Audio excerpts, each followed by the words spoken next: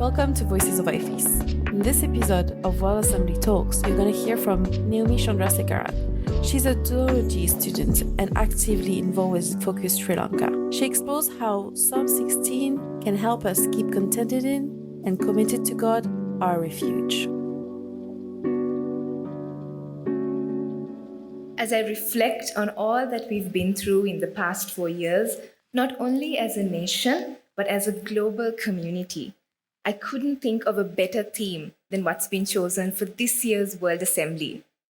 Steadfast and resilient, as the words Taba dan Tanggu translate, seem to capture the mindset and attitude we must take on as we press on forward. Not only have times been challenging, but it's almost as if the moment we've got a grasp of things, there is once again a shift in the playing field. And so we find ourselves in the midst of constantly shifting situations, sometimes desperately trying hard to hold on to whatever it is that will keep us going. Perhaps this is what David felt when he spoke the words, "Keep me safe, my God, for in you I take refuge." Here we find not only a request for safety, but also a declaration of who God is to David, a safe place. I wonder how many of us can honestly look at our own lives and say that God is our first go-to place in the midst of difficulties and trial. I look at my own life and honestly see so many places where I tend to struggle on my own before I come to God. And oftentimes, I'm figuring it out on my own or running to other people or methods. But I've realized that in the process of when I finally come to God in my struggle, I realize who God can be to me personally, and I know Him on a personal level. It is in the face of rejection and loneliness that we discover what a friend we have in Jesus. It is in the middle of chaos that we discover the peace that He offers. And times of sadness and sorrow, we meet the God of comfort. And in the midst of times where we feel unsafe or uncertain or insecure, we find a safe place in Him. As you reflect upon your own lives and ministries, who has God been to you personally? What confident declaration of God are you able to make today as a result of your experience with Him? The deeper we know God, the more we are able to attest to His character and goodness, even when situations around us seem bleak. And like in any relationship, the depth and strength of a friendship is built with experience, familiarity, intentionality, and effort. Having said that, how are we making the space to meet with God and to just be and rest in His presence? Do we invite Him into the daily and seemingly mundane activities of our lives?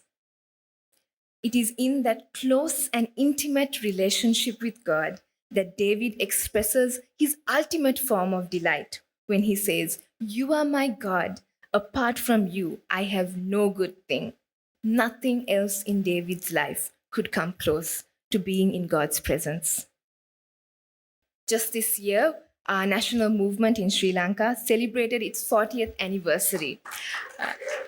And in many ways, it's been an exciting year for us back home. Particularly for me, I've really enjoyed just sitting with the older generation and listening to the stories of how and why the movement was started in the first place, the conflicts that had arisen, bold decisions that had been made, challenges that they had to face, and hearing of the faithfulness and bold faith of those that had gone before us, despite the difficulties and challenges. And after every conversation, I would feel so inspired and so happy that I was a part of our national movement in at least a small way.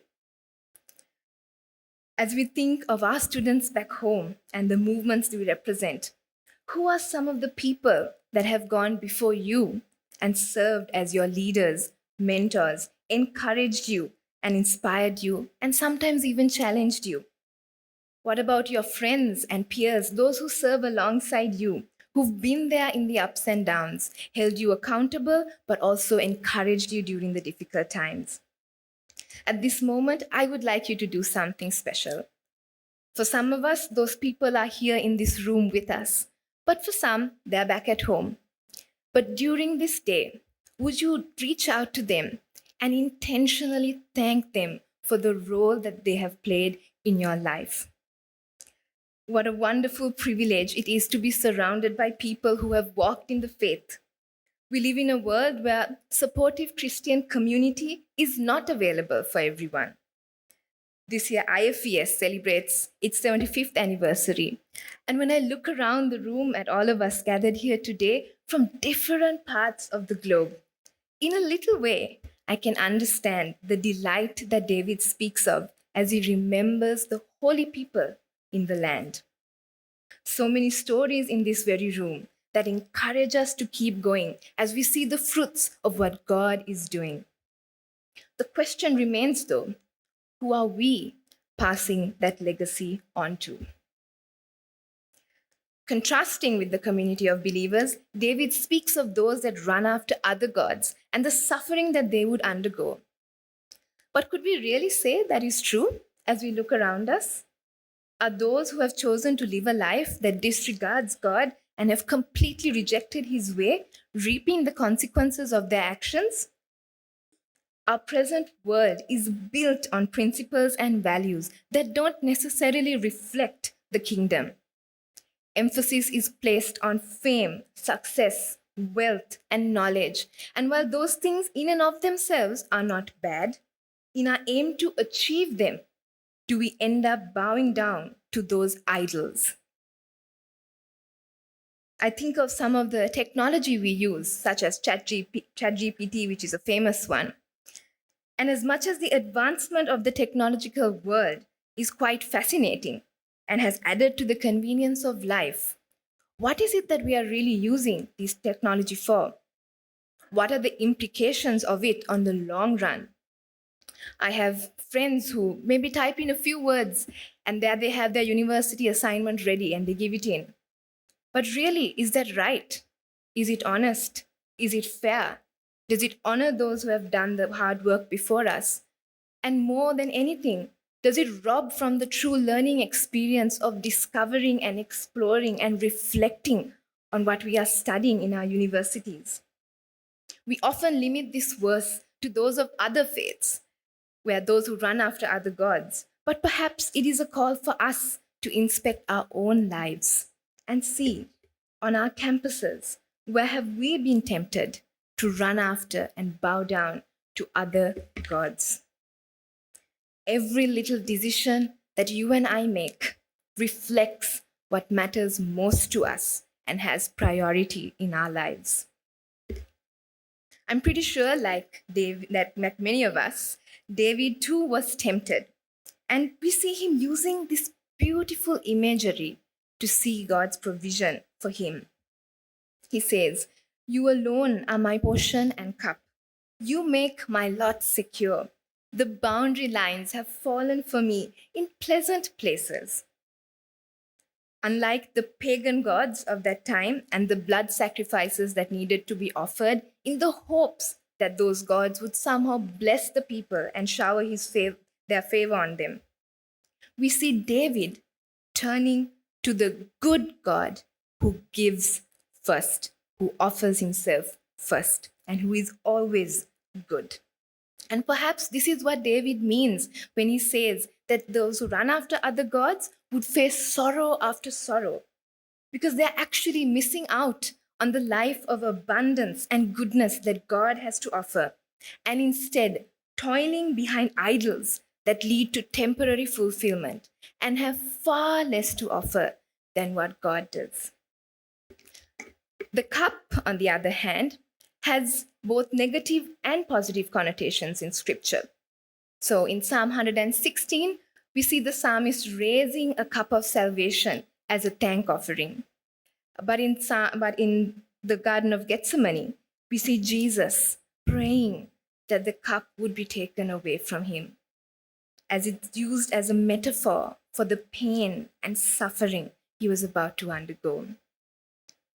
So when David boasts of his inheritance in the Lord, he's not only including the celebration, but also the suffering. It's a part and parcel, both go hand in hand. And there are two ideas we would generally struggle to hold together.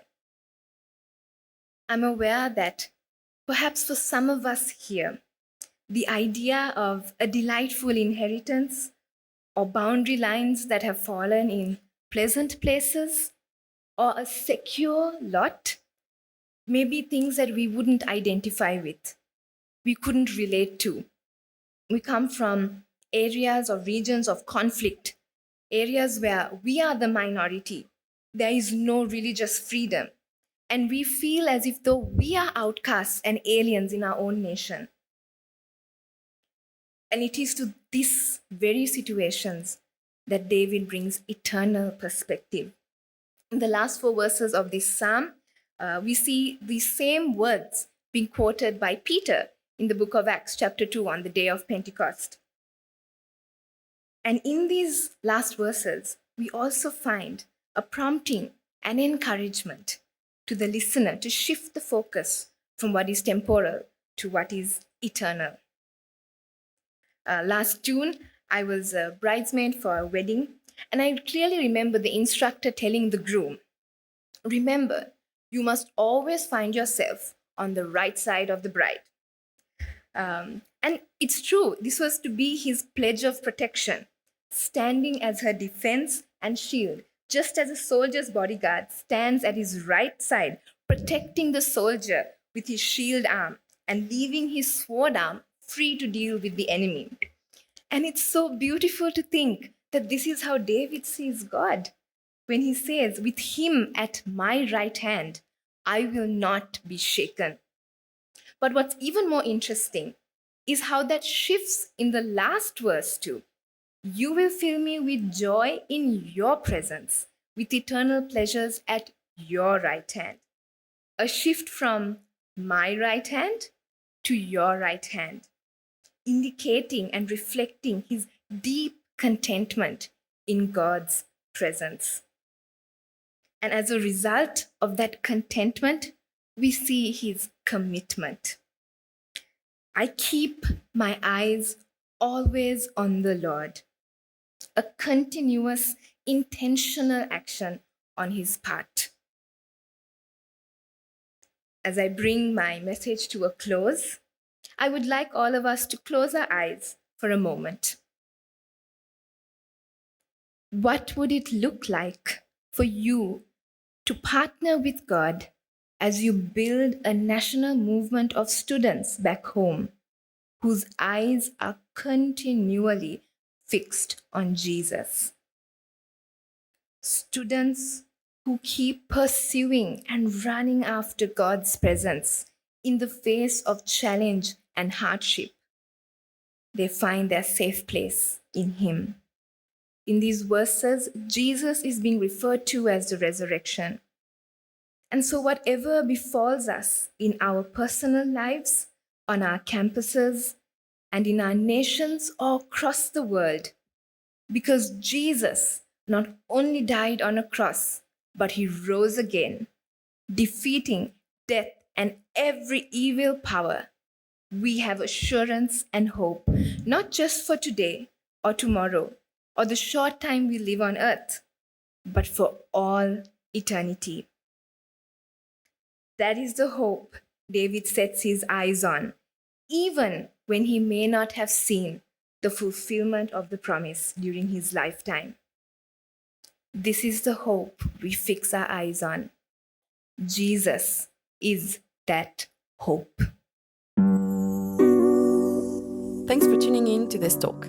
We've got a new one dropping every Wednesday, and if you're loving what you hear, show us some love by subscribing and liking the podcast. And don't forget to stay connected with us on all social media platforms, including WhatsApp at IFES World.